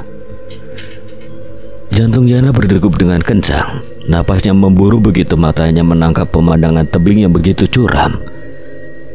Tiba-tiba jaket Reno kembali ditarik, membuat Yana ikut terseret menjauh lagi dari tebing. Kamu udah gila ya? Kau mau ngapain Yana sampai berdiri di situ? Jamal. Yana membelalak tak percaya. Detik itu baru pertama kalinya Yana menyaksikan Jamal berani memukul Reno. Reno tersungkur setelah pukulan Jamal telak mengenai sisi wajahnya. Ia mengeram, marah dan bersiap menerjang. Reno, hentikan. Reno tampak sama terkejutnya dengan Yana dan Jamal. Ia mundur memandang ngeri hidung Yana yang kini mengalirkan darah karena pukulannya. Yana, kamu gak apa-apa? Yana mengusap hidungnya dengan punggung tangan, tapi darah itu justru tidak berhenti. Ia yakin tulang hidungnya patah karena rasanya sakit sekali sampai kepalanya pusing. Yana, dongak Yana. Jamal memaksa kepala Yana mendongak untuk menghentikan pendarahannya, namun Reno yang melihat hanya melangkah mundur. Kepalanya mendadak sakit seperti ditarik sesuatu. Reno, jangan dekat-dekat sana. Reno sudah mundur hingga ke tebing, kaki-kakinya goyah, seolah ia baru ingat memiliki luka di sana. Reno. Yana segera melesat ke tepi menarik tangan Reno saat pemuda itu tergelincir. Darah di hidungnya menetes di pipi Reno. Aku tarik ke atas, kamu coba dorong badan kamu ya. Yana. Jamal, bantu aku. Reno, kamu dorong badan kamu ke atas ya, Reno. Ayo, kamu pasti bisa. Jamal ikut menyambar tangan Reno di atas tangan Yana, menariknya dengan susah payah karena Reno tidak memberikan reaksi selain memandang Yana kosong. Nyari saja. Kamu ngapain sih segala pakai cara beginian? Reno tidak menjawab. Ia hanya duduk termenung tampak benar-benar kebingungan atas apa yang sedang terjadi. Reno, kamu gak apa-apa? Yana cemas. Ia mengusap wajah Reno yang berpeluh, mengabaikan wajahnya sendiri yang sudah bersimbah darah. Reno mengulurkan tangan untuk menyentuh wajah Yana. Kamu kenapa? Kok malah nanya? Itu kan kerjaan kamu. Kamu yang tadi mukul Yana. Surupan ya? Hah? Aku tadi gak apa-apa. Aku cuma jatuh barusan. Kamu gimana? Masih sakit? Masih dingin? Yana, kok kamu berhasil manggil bantuan? Maafin aku, harusnya aku tadi gak ninggalin kamu. Apa? Apa yang terjadi? Kisah di mana terakhir kali yang aku ingat aku ketiduran di pondok? Kamu ketiduran? Kan aku bilang kamu gak boleh sampai ketiduran. Ya habis di sana dingin banget, aku juga suntuk sendirian kan. Kamu gimana sih? Untung aja kamu masih bisa bangun. Kalau nggak gimana? Oh ya, maksudnya apa nih? Jadi tadi itu Reno beneran Jamal langsung membuka mulutnya saat mendapat delikan tajam dari Yana. Aku kenapa? Enggak apa-apa. Ayo kita balik. Gama dan Mita udah nungguin di bawah. Tapi kamu harus bersihin hidung kamu dulu. Kamu ngapain aja sih bisa sampai? Oh ya, apa-apaan sih kalian? Kalian udah jadian? Enggak kok, kami. Iya, kami udah jadian. Gitu ya kalian? Aku diculik setan, kalian malah mesra-mesraan berdua gitu. Kalau aku sampai mati pasti bakal ku gentayangin kalian seumur hidup. Apa sih Jamal? Jangan ngomong yang aneh-aneh. Ayo kita harus cepat susul Gama sama Mita di bawah. Yana melirik Reno. Jamal bantu memapa Reno karena ia pikir Yana tidak akan sanggup membawa Reno sampai bawah. Oh iya, kamu sebenarnya kemana aja Jamal? Kok tadi bisa-bisanya nongol mendadak di sini? Aku nyari kalian lah. Aku balik ke pondok kalian udah nggak ada. Jadi ya udah aku cari. Terus ngelihat kamu sama Reno mau bunuh diri bareng di sini, sok mesra banget sampai segitunya ya. Siapa yang mesra? Bunuh diri? Apa maksudnya? Loh iya, kamu lari-lari gendong Yana terus berdiri di ujung tebing gitu. Apa coba namanya kalau bukan mau bunuh diri bareng? Untung aja aku sempat ngejar dan nolongin, kalau enggak gimana coba? Yana sudah memperingatkan Jamal dengan delikanya, tapi nasi sudah menjadi bubur. Kali ini Reno justru menatap pada Yana dengan pandangan bingung. Aku gendong kamu sampai kita mau lompat bareng. Maksudnya gimana? Bukannya aku ketiduran? Ya kenapa aku ngelakuin yang aneh-aneh pas aku nggak sadar? Atau jangan-jangan Jamal benar yang bikin kamu berdarah itu? Bukan kok, bukan apa-apa. Jamal nggak usah didengerin. Aku tadi udah ketemu Gama, Mita sama Angga. Terus aku balik ke pondok buat jemput kamu. Habis itu ketemu sama Jamal dari sini. Oh gitu. Oh ya, Tony ada di mana? Kok kamu nggak nyebut dia? Tony. Gama bilang Tony hilang. Apa? Hilang? Kok bisa? Katanya Tony jatuh dari tebing. Tadi tim penyelamat temuin mayat di dekat danau dan kami sempat mikir itu Tony, tapi ternyata bukan. Hilang kemana lagi itu anak? Laporan dari petugas belum ada? Katanya bakal dikabari secepatnya kalau mereka ketemu Tony. Tebing yang mana nih? Kalau tebingnya setinggi yang tadi sih bukannya kalau jatuh dari sana harusnya. Harusnya apa? Kamu gak usah ngomong yang enggak deh. Doain aja semoga Tony gak apa-apa. Iya. Tunggu, kayaknya tadi Tony. Oh ya Jamal, kamu sendiri gak apa-apa? Baru nanya sekarang, kirain gak peduli. Siapa yang gak peduli? Emang baru sempat aja nanyanya. Yana mendesah. Ia mengusap hidungnya dengan lengan baju, merasakan udara dingin membaca semakin berdenyut-denyut. Ya biasalah, pasangan baru beberapa menit lalu, aku maklum kok. Iya, aku kayak yang kamu lihat. Aku gak apa-apa. Maksud aku pas kamu dibawa pergi itu kamu kemana? Kamu diapain? Terus gimana caranya kamu bisa selamat? Gak tahu, aku gak inget. Tadi aku kebangun di mana ya? Kayak gua gitu sih, gak jelas.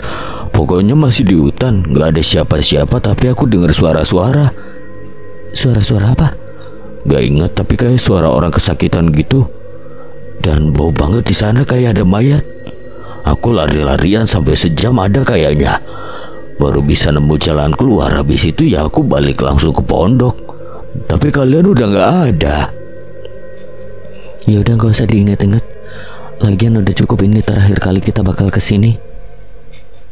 Oh iya, aku belum kasih tahu kalian ya, Abang Angga ditemuin meninggal di hutan ini.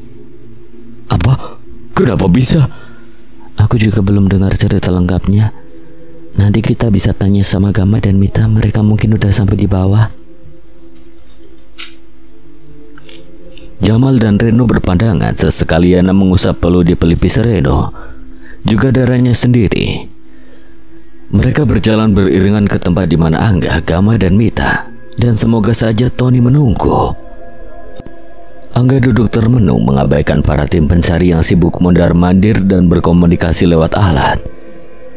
Ia baru saja selesai mengabari orang tuanya tentang Kaizo. Berita ini tentu membuat mereka terpukul, tapi bukan berarti keluarganya tidak menduga. Sudah lebih dari setahun Kaizo menghilang, setidaknya mereka kini bisa membawa pulang dan menguburkan jasadnya dengan layak. Suara-suara langkah yang menghampiri membuatnya menoleh. Kalian udah sampai? Iya, kami udah ngabarin keluarga kamu. Angga mengangguk. Mita menghela napas menepuk pundak Angga. Kami turut berduka cita ya Angga. Iya, makasih. Ya, aku udah nyangka ini dari awal sih. Mau gimana lagi? Gama dan Mita saling bertukar lirikan tapi tidak berkomentar. Angga memandang para petugas yang berjalan melewati mereka, lalu menyadari sesuatu. Oh iya, Yana kemana? Yana, dia lagi ngejar Reno. Lah, Reno kenapa emangnya? Reno kabur. Kabur kenapa? Gak tahu sikapnya jadi aneh kayak orang kerasukan gitu. Terus Yana ngejar dia sendirian. Iya. Yana gak ngebolehin kami ikut. Astaga, kenapa dibiarin Yana ngejar dia sendirian? Kalau nanti Reno malah nyelakain Yana gimana? Kami udah coba nyusul Yana, tapi tim pencari nyuruh kami turun biar gak sampai nyasar lagi dan nambahin kerjaan mereka. Terus Yana? Itu Yana sama Reno dan Jamal. Mita langsung berlari keluar diikuti Angga dan Gama. Kedua gadis itu saling berpelukan, menumpahkan tangis. Mereka tidak berdandan. Pakaian mereka robek dan penuh lumpur, tapi setidaknya mereka masih hidup. Kalian gak apa-apa? Iya, kami baik-baik aja. Tubuh Reno terkulai dan merosot dari bahu Jamal yang memapahnya. Ia hampir jatuh menghantam lantai jika tidak sigap ditahan Gama. Reno tidak sadarkan diri, namun Gama masih bisa merasakan ada napas yang berhembus dari hidung saudaranya itu. Ya ampun, kenapa lagi dia sih? Jamal, tolong tidurin Reno di sini. Yana menunjuk ke lantai dan Jamal segera membaringkan Reno yang tidak sadarkan diri di sana. Yana mengusap peluk Reno dan menggenggam tangannya. Ya ampun Reno, kamu kenapa lagi sih? Padahal tadi udah gak apa-apa. Lukanya mungkin infeksi. Apa? Kalau gitu kita harus segera bawa Reno ke rumah sakit. Iya, dia emang harus ke rumah sakit. Mungkin kita bisa minta petugas buat langsung bawa Reno ke sana. Biar aku yang panggil. Gadis merah muda itu bergegas keluar dari tenda tempat mereka beristirahat untuk berbicara dengan petugas. Sementara Gama, Yana, Angga dan Jamal hanya bisa menunggu dengan resah. Harus ada yang nemenin Reno buat jaga-jaga dan juga ngabarin keadaan dia setelah di rumah sakit nanti. Biar aku yang nemenin Reno. Aku juga ikut, aku gak mau lagi lama-lama di sini. Aku juga harus balik buat ngurusin abangku.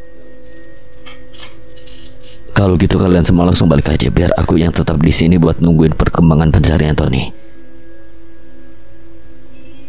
Gama. Gak apa-apa Yana, kamu tolong jagain Reno ya. Kamu yang paling khawatir tentang keadaan dia. Lagian aku emang harusnya ada di sini buat mastiin Tony gak kenapa-napa. Kalian balik aja duluan, aku gak apa-apa. Aku juga tetap di sini sama kamu, Gam. Gak apa-apa ya, kamu ikut balik aja bareng yang lain. Enggak. Aku juga mau mastiin keadaan Tony juga. Jangan usir aku ya, Gam. Gama menghela napas pasrah mengangguk. Beberapa detik kemudian tim penyelamat datang. Mereka mengangkat Reno dengan tandu dan membawanya pergi. Kalian beneran gak apa-apa di sini? Ya gak apa-apa, aku titip Reno ya Yana. Kalau ada apa-apa nanti kabarin aku, oke? Oke, tapi kalian juga jangan lupa ngabarin perkembangan Tony. Jaga diri ya. Kalau udah selesai langsung pulang. Ya kita pasti bakal pulang, hati-hati ya Yana. Yana mengangguk. Ia dan Mita berpelukan sekali lagi sebelum akhirnya Yana berlari pergi menyusul Reno. Angga dan Jamal berjalan di belakang mengikutinya. Gama menarik napas sejenak setelah melepas teman-temannya pergi. Matanya menerawang matahari yang semakin tinggi di langit. Harapannya masih cukup besar, semua teman-temannya sudah kembali berkumpul. Mungkin memang terluka dan syok, tapi mereka masih hidup. Karena itu juga Gama yakin Tony akan segera ditemukan dalam kondisi yang juga baik-baik saja. Seorang petugas datang menghampiri dan Mita juga Gama mendongak. Jadi tinggal satu orang yang belum ketemu kan? Ya, saudara kembar saya. Kami akan terus mencari sampai sore, tapi pencarian akan dihentikan kalau sampai malam nanti belum menemukan hasil, dan akan dilanjutkan lagi besok. Apa nggak bisa tetap dilanjut sampai malam juga? Gimana kalau Tony kenapa-napa lagi nanti malam? Kami akan berusaha mencari sebisanya sampai malam nanti, tapi untuk kalian terlalu berbahaya. Sebaiknya kalian pulang, kami akan mengabari jika menemukan sesuatu. Tapi saya khawatir, gimana kalau kembaran saya? Serahkan semuanya pada kami akan melakukan yang terbaik.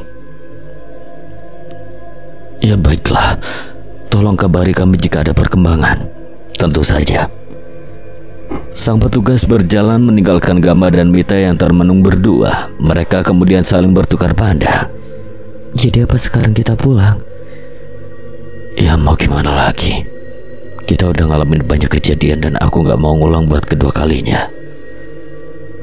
Kita percaya aja tim pencari pasti nemuin Tony. Tapi aku khawatir.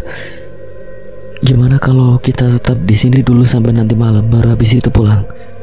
Boleh juga. Semoga aja Tony udah ketemu sebelum hari gelap. Ya aku juga berharap begitu.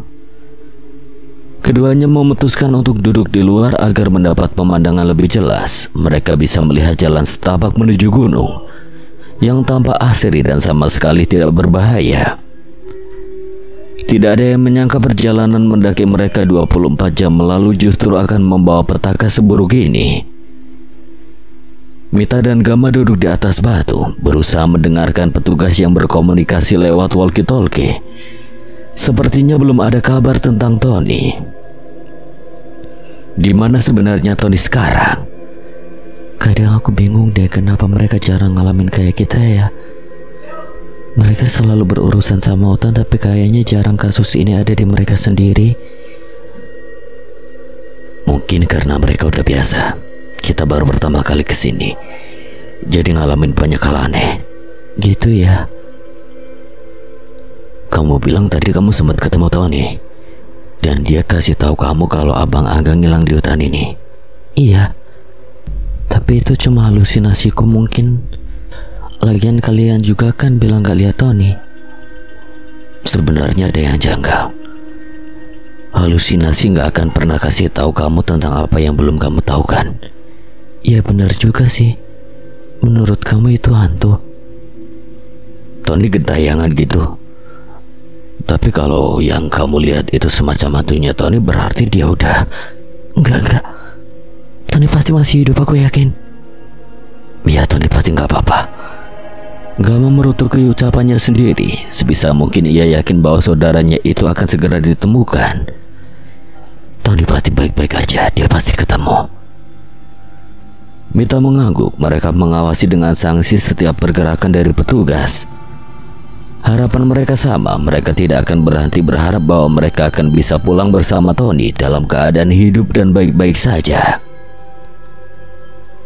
Namun sampai malam turun belum juga ada kepastian mengenai Tony. Gama dan Mita terpaksa menurut saat petugas hendak mengantar mereka pulang. Meski enggan, mau tidak mau mereka harus menyerahkan pencarian Tony pada tim penyelamat. Semoga saja kabar baik akan menyambut mereka esok hari. Sekian. Dan terima kasih buat Drama Queen yang telah mengizinkan saya membawakan ceritanya. Apabila ada kesalahan atau kekurangan, Kang Selamat memohon maaf sebesar-besarnya.